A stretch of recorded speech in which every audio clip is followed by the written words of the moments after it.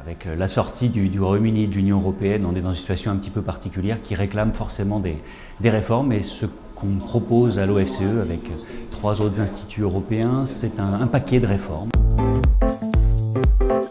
On n'est même pas capable d'entretenir aujourd'hui le capital public qu'il y a dans la zone euro et dans l'Union européenne. Donc il faut relancer l'investissement public par une règle adéquate, règle d'or des finances publiques.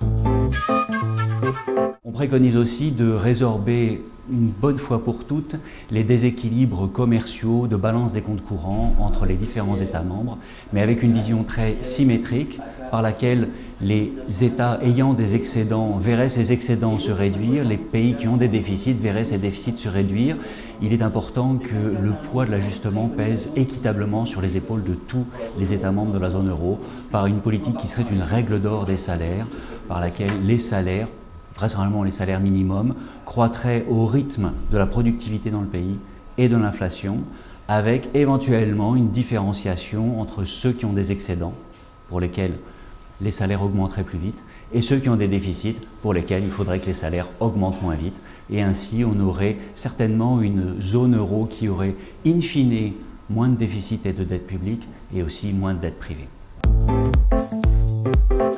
Troisième proposition, il y a un problème de créances douteuses aujourd'hui en Europe, plus de 1 000 milliards de créances douteuses.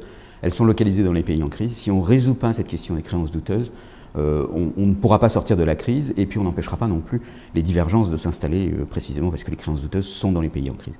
Pour résoudre ça, il faut recapitaliser les banques, il faut faire des bad banks.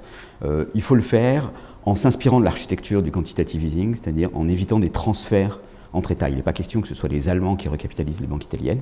Par contre, et là le quantitative easing est aussi une architecture intéressante, le fait qu'il y ait une supervision commune européenne, par exemple par la Banque Centrale Européenne, est aussi un moyen d'éviter la connivence et des effets pervers et vicieux qui pourraient s'établir dans la recapitalisation des banques. Il y a un sujet essentiel qui est le climat, le changement climatique. Mettre un prix du carbone aujourd'hui, c'est un moyen, à l'échelle du continent européen, c'est un moyen de relancer l'économie dans la direction de la transition vers une économie à zéro carbone. Il faut prendre en compte toutes les conséquences négatives que le prix du carbone aura sur les perdants, sur la compétitivité, en répondant par des instruments spécifiques à ces questions-là.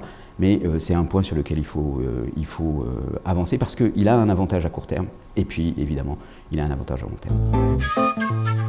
Pour pouvoir utiliser à plein les leviers de la construction européenne, la souveraineté de la monnaie, les questions de fiscalité, de lutte contre l'évasion fiscale, il faut redonner de la légitimité aux institutions européennes.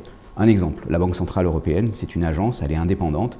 Elle a dû sortir de son mandat dans la crise pour gérer les conditions extraordinaires dans lesquelles on était, la mettre sous la responsabilité d'une représentation démocratique, le Parlement européen ou une chambre de la zone euro. C'est un pas en avant qui est essentiel pour donner une légitimité à l'action de la Banque Centrale Européenne, éviter une contestation juridique qui peut être elle aussi paralysante, et puis peut-être aussi répondre à ce besoin profond de démocratie qui s'est fait jour en Europe. Sciences Po.